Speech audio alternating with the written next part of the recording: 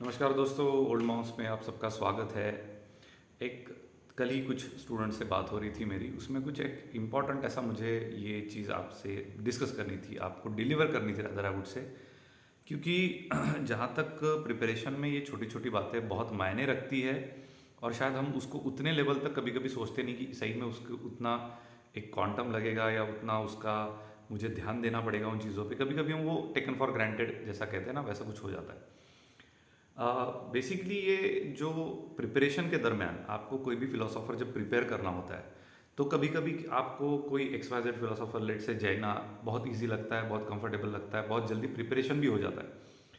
लेकिन कभी कभी ऐसे कोई फिलोसोफर हम जब पढ़ते हैं और उसमें ऐसे कुछ अटक जाते हैं, 10 दिन निकल जाते हैं, 15 दिन निकल जाते हैं, लेकिन वो होता ही नहीं हमसे कि वो समझ में आ रहा है। ठीक है। तो इसके लिए हम क्या करते हैं, तो either we contact the guidance, the guide who have guided us regarding that particular optional, या फिर हम अपने दोस्त को, सीनियर्स को जिसने क्रैक किया उससे पूछते हैं और हम ट्राई करते हैं कि वो सॉर्ट आउट हो। अभी यहाँ पे कुछ बातें आपको मैं क्लियरली बताना चाहता हूँ जो मैंने स्टूडेंट्स के साथ डिस्कस की कि जब भी आप कोई पर्टिकुलर फिलोसोफर के ऊपर काम करते हैं, मानो कोई इजी लगता है, that is not an issue, may be वो आपको सर्टेन एक्सटेंट तक इजी लगेगा, लेकिन उसके बाद भी उसका एक लेवल है जो शायद आपको उस वक्त एक्सेसिबल या इजी नहीं लग सकता है। अगर हम दूसरी अगर बात करें जो आपको इनिशियल से ही कुछ समझ में नहीं आ रहा है, जैसे कंटेम्प्रेरी फिलोसोफर्स के साथ काफ़ी बार स्टूडेंट में होता है ये चीज़, या इवन कांट भी, हेगेल भी ऐसे कुछ है, या इंडियन में भी श्री औरोबिंदो है। तो कभी कभी ऐसा नहीं इतना कंफर्ट आपको महसूस होगा उस फिलोसोफर के साथ। तो कभी भी ये रिकमेंडेशन जस्ट मैंने जो स्टूडेंट के साथ शेयर किया, wanted to share with you all कि सिंपल है, समय दो। समय तो देना ही है, प्लस उसके साथ साथ दो चीज़ों का ध्यान रखना है। नंबर वन, कि आप जो कंटेंट पढ़ रहे हो ना, उसमें जो जो कीवर्ड समझ में नहीं आ रहे या जो जो स्टेटमेंट समझ में नहीं आ रहे उसको हाईलाइट करिए। उसके ऊपर अपना थॉट देके देखिए कि क्या हो सकता है, in what context they are looking for it. अगर ऐसा नहीं होता है तो उस पर्टिकुलर स्टेटमेंट को आप या कीवर्ड को डायरेक्टली इंटरनेट पे डालिए और वहाँ पे जो भी आर्टिकल्स लिखे हुए कुछ लोगों ने उसको पढ़िए। चाहे आपको एक साथ 8 या 10 आर्टिकल्स पढ़ने पड़ेंगे, but I will request you to go and read those article even if they might look कि ये हमारे सिलेबस से रिलेटेड नहीं है। लेकिन उस स्टेटमेंट का एक्सप्लेनेशन अगर उस व्यक्ति ने बहुत आसान भाषा में अगर लिखा होगा तो आपको वो समझने में, डेवलपमेंट में बहुत अच्छा सपोर्ट मिलता है। क्योंकि क्या होता है, हम लोगों को लगता है कि वो जो कीवर्ड है वो मैं उसी दिए हुए रेफरेंस बुक के कंटेक्स्ट में पढ़ूंगा और वहाँ से ही मुझे शायद समझ में आ जाएगा। हम उसकी गहराई नापते नहीं है, हम उसको खुद से इन्वॉल्व नहीं कर लेते, हम ओनरशिप नहीं लेते उस चीज़ की कि मैं जाऊँगा, मैं समझूंगा, I will look on the internet कि इसका कुछ अच्छा सिंपल सा एक्सप्लेनेशन दिया है क्या ये कीवर्ड का। और यहाँ पे ही टॉपर्स में और आप में डिफरेंस होता है। आप में का मतलब, I am not saying you are not topper, I am just telling you if you are stuck at this position, कि कोई फिलोसोफर आपको बहुत डिफिकल्ट लग रहा है, अभी तक समझ में ही नहीं आया, चाहे आपने एक अटेम्प्ट दिए, 2 अटेम्प्ट दिए, 3 अटेम्प्ट दिए, फिर भी हालत वही है। तो मुझे लगता है इंट्रोस्पेक्शन करने की ज़रूरत है और ये थोड़ा सा इसके ऊपर पीछे लग के भागना है। जैसे कि ना कि किसी चीज़ का अगर हमें बहुत दिल से कुछ करने की इच्छा हो तो हम नहीं क्या उसके पीछे लग जाते हैं काम पे, वैसे ही आपको उस टॉपिक को लेके लगना पड़ेगा।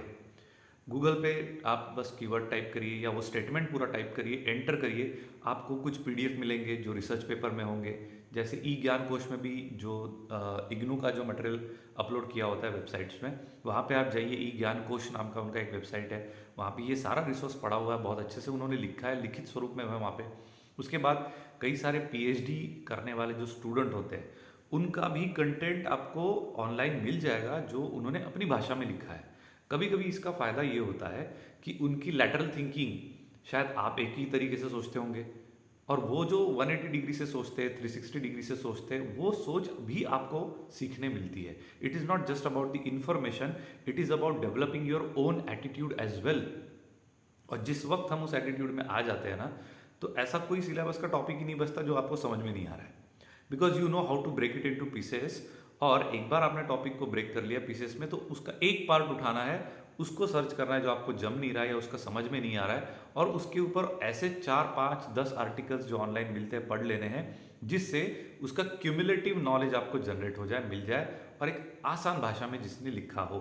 मैं ये उन लोगों के लिए कह रहा हूँ जो स्पेसिफिकली इंग्लिश में पढ़ते हैं, वोकेबलरी से रिलेटेड इश्यूज उनको फेस करने पड़ते हैं। हिंदी माध्यम के स्टूडेंट के लिए भी सेम रिकमेंडेशन है, क्योंकि आप भी अगर अपने कीवर्ड्स को ढूंढने जाओगे, आप इंटरनेट पर डालोगे, बनारस हिंदू यूनिवर्सिटी के, विश्वविद्यालयों के, दिल्ली यूनिवर्सिटी के, ऐसे कई सारे, या आईआईटी मद्रास के कई सारे अच्छे अच्छे ऐसे कंटेंट है जिसके ऊपर आप काम कर सकते हो, and you can develop your own strategy. आपको समझ में आ जाएगा कि अरे मैं ये छोटी सी चीज़ को मैंने समझने के लिए इतना समय दिया, actually it is not worth to spend that much time. लेकिन ये जो प्रोसेस है, मेथड्स जो है ना, बहुत स्टूडेंट इसको फॉलो ही नहीं करते, आई डोंट नो व्हाई। यानी शायद किसी स्टूडेंट को ये वीडियो देखते हो फील भी हो रहा होगा कि ये कोई कहने की थोड़ी ना बात है, ये कॉमनली अंडरस्टूड है, ये कोई भी करता है। लेकिन जो स्टूडेंट मेरे पास आते हैं, क्वेरीज पूछते हैं, उनके जो सॉर्ट आउट नहीं होते बाय देयर ओन, उनको ऐसा लगता है कि किसी ने, मेंटर ने मुझे समझा देना चाहिए आसान भाषा में और तभी मैं समझ लूँगा इसे। अरे हर बार आपके साथ मेंटर होगा ही, इसकी कोई गारंटी तो नहीं है ना, राइट? तो आप खुद के मेंटर बन जाओ, खुद रास्ता ढूंढो, because you are trying to give such an exam जो कोई आप किसी के भरोसे पे ये पोस्टर को कैरी ऑन नहीं कर सकते ना।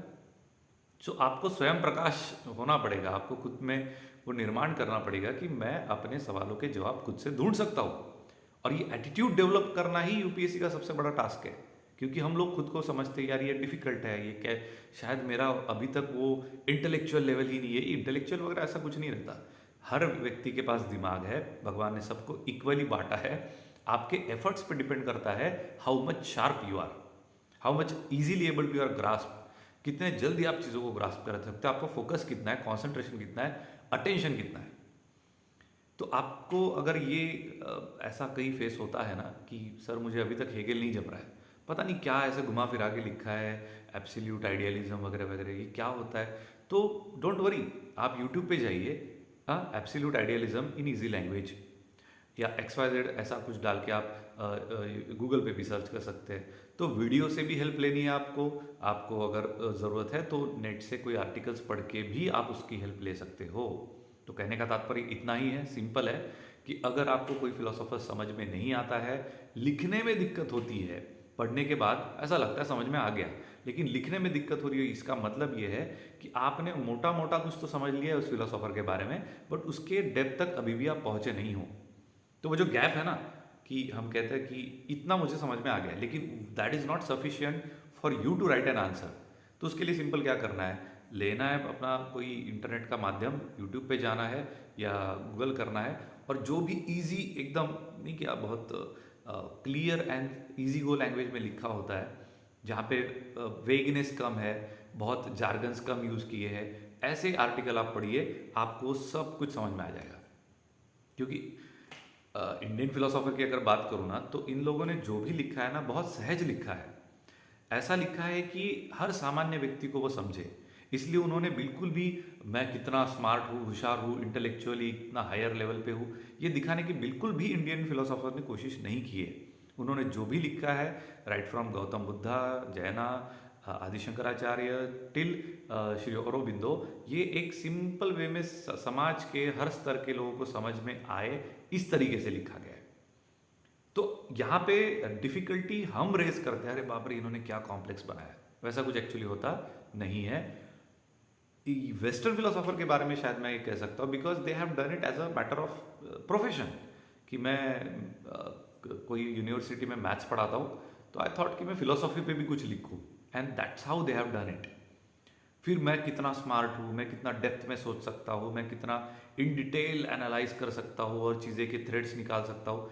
इसीलिए कभी कभी उनका पिच पकड़ने में हमें दिक्कत होती है। यानी जो स्टूडेंट को वेस्टर्न फिलोसॉफी डिफिकल्ट लगती होगी ना, स्पेसिफिकली कंटेम्प्रेरी वाला पार्ट, उनका ये इशू बहुत होता है कि वो पिच नहीं पकड़ सकते उस फिलोसोफर का, क्योंकि उसने वो उसके थॉट में, उसके उस लेवल ऑफ, उस वक्त सोसाइटी जैसी थी, उस वक्त एटमॉस्फेयर कैसा था समाज का, उस वक्त ओवरऑल जो स्थिति थी समाज की, जो एक मानसिकता थी वो कैसी थी। आज हम उसका उतना इजीली ग्रास्प करने के लिए हमें कोई मटेरियल नहीं है ना, कि फॉर एग्जांपल कांट के टाइम पे ज़माना कैसा था, तो आपको फिर पढ़ना पड़ेगा, रेफर करना पड़ेगा कि कांट का जो ड्यूरेशन है, उस ड्यूरेशन में जर्मन की परिस्थिति कैसी थी, आर्थिक परिस्थिति, सामाजिक परिस्थिति, और हर एंगल से राजकीय परिस्थिति आप सोचो तो होता क्या है इसमें कि हमें ये सब चीज़ें कंसिडरेशन में पकड़नी पड़ेगी, तब जाके उस फिलोसोफर का बैकग्राउंड समझ में आएगा या उसकी ओवरऑल थॉट प्रोसेस वैसी क्यों बनी है समझ में आएगा, फिर वो क्या कह रहा है ये समझ में आएगा।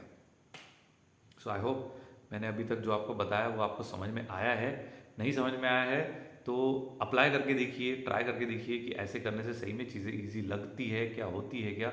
बिकॉज ये अगर आपको जम गया, आई विल गारंटी यू कि जिस दिन आपको ये प्रोसेस में कॉन्फिडेंस आएगा ना कि मैं कितना भी डिफ़िकल्ट सी कोई चीज़ क्यों ना हो, मैं उसको अपने मेथड से सॉल्व कर सकता हूँ। और वो कॉन्फिडेंस आपको इतना एक ये बूस्ट करेगा कि आपको अंदाज़ा आ जाएगा कि मैं सिलेबस कितने पीरियड में कवर कर सकता हूँ। नहीं तो ये चलती रहेगा, आप वो मैकेनिकल बन जाओगे, 10 दिन में ये, 15 दिन में वो, ऐसा कभी होता नहीं है। डेडलाइन शुड बी देयर, वो चाहिए, टाइम का फ्रेमवर्क हमें फॉलो करना ही पड़ेगा।